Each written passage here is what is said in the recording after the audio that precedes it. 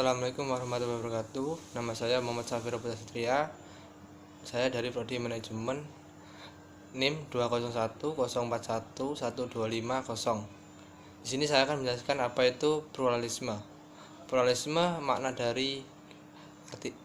dan artinya pluralisme itu kita bisa dekati dengan dua pendekatan. Yang pertama, selalu arti katanya etimologis. Yang kedua, makna istilah atau terminologis.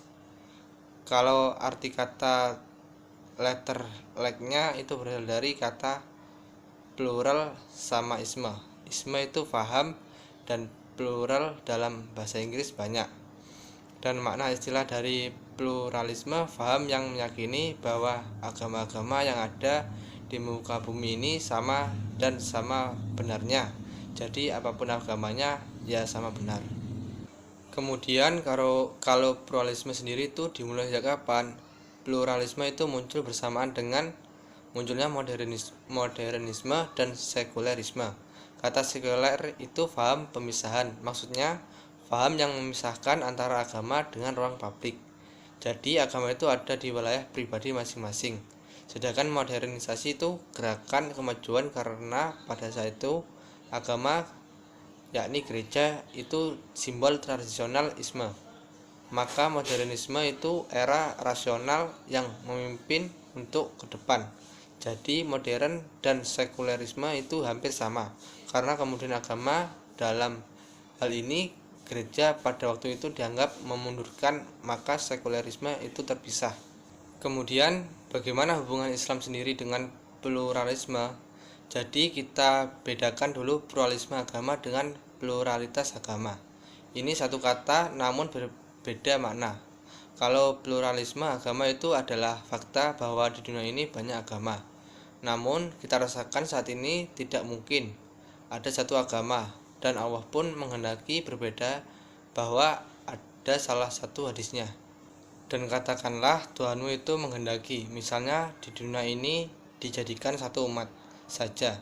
Dan pertanyaannya, kalau itu Tuhan menghendaki, kalau tidak, maka banyak agama itu berarti realitas dan itu fakta.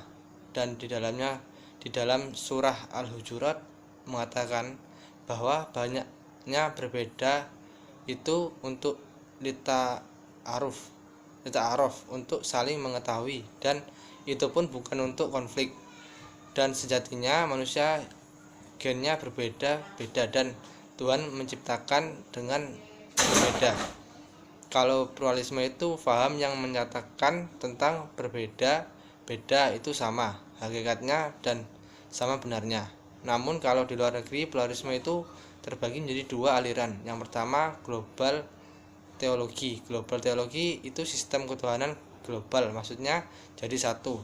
Dan yang kedua alirannya disebut the transcendent unity of religion, itu berarti kesatuan, transendensi agama-agama.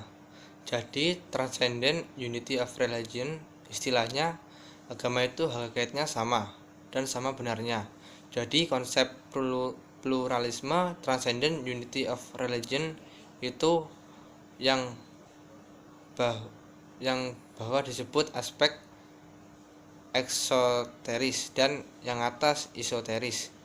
Eksoteris itu adalah syariah kalau di dalam bahasa kita. Esoteris itu hakikat dan makrifat kalau di sini. Aspek lahiriah dan di atas aspek batiniah. Dalam aspek eksoteris lahiriah wadahnya berbeda, tapi kalau kita cermati dalam esoteris terjadi arah yang sama, dan kesatuan inilah kemudian dipahami sebagai pluralisme.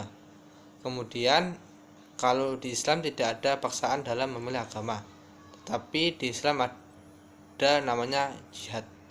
Jadi di luar negeri atau di barat memandang Islam itu salah, dan mereka berpikir itu Islam agama penjajah. Kenapa? Karena jihad kalau tidak mau akan dibunuh, dan menurut mereka jihad itu kekerasan. Islam konsepnya yaitu al-baqarah, tidak ada paksaan dalam masuk agama Islam, dan dan dengan dakwanya begini, terdapat pada surah An-Nahl surah ayat 125. Bijaksana tutur kata yang baik pada orang yang belum memeluk agama.